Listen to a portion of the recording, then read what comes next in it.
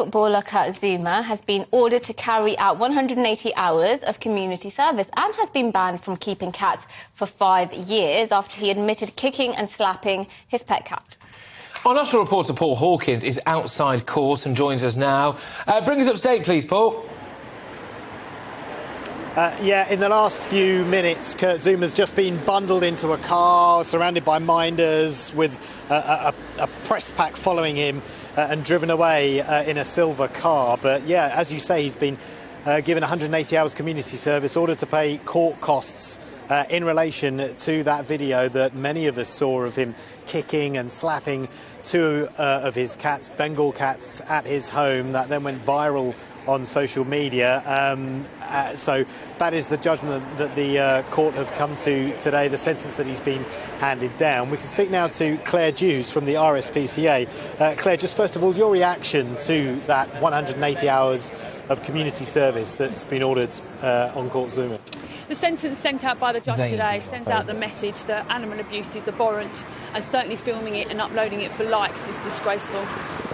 And just tell us your reaction when you first saw that video. I was very upset. I was disgusted by it. Both cats were clearly subjected to some pain, suffering and mental anguish. Yeah, just expand that a little bit for us, because one expert said that the animal would have suffered significant soft tissue damage, but also the mental trauma from being treated like that. All animals deserve to be treated with kindness and respect. And if you abuse your animal to the point where it's afraid of you and you quite clearly are making it worried about what's going to happen next, that can be quite concerning for an animal, and that can be clearly seen in this video, that it's repeatedly picked up and hit or kicked. Kurt Zouma, I should say, could have received 5 years sentencing, but he only got 180 hours community service. Do you think that's about right for the level of the offence? The sentencing guidelines are there for the judge to make the correct decision. I think sending out community service order in this case is a good thing. It will make Mr Zouma certainly think about what he's done. He and his brother think about what he's done, and will have quite a significant impact on his working life. Yeah, and also it's drawn some attention to animal cruelty, and there are much worse cases than this. I mean, this case has received a lot of publicity because of who did it, but there are much worse cases out there that don't get this kind of publicity.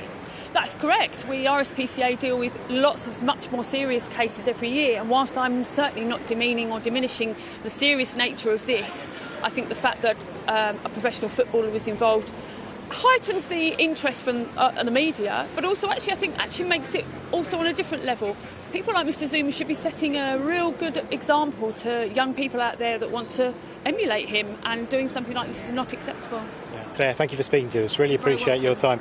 Clare Drews from the RSPCA there. So, Kurt Zouma, he's already lost sponsorship deals from his club. He was fined £250,000 by the club. And although he continued to play for West Ham, his manager, David Moyes, did understand the criticism that he got, not just from the away fans, but also from the home fans and from groups like the RSPCA, although the club has continued to pick him.